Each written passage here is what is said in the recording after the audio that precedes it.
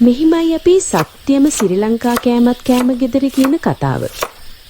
කඳුළු එළු ලුණු, සෝයා උදුන්, මල්දලු, මිරිස් තුරුම්පු ගණන් අතට අත ගහගෙන පාරම්පරාවෙන් එන රෙසිපියක්.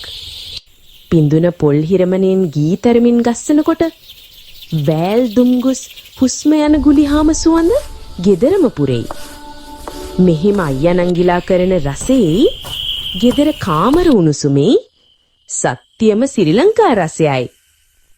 මෙම කෑමත් කෑමේ විදිම සුවඳ රස හොඳම සිනහව මේ පාටින් ගේම් මෙන්ම එනවා. ඔයගේ කුස්සියෙන් අද හදන මේ වන්දනාව හදවතින්ම හදාගන්න කෑමක්.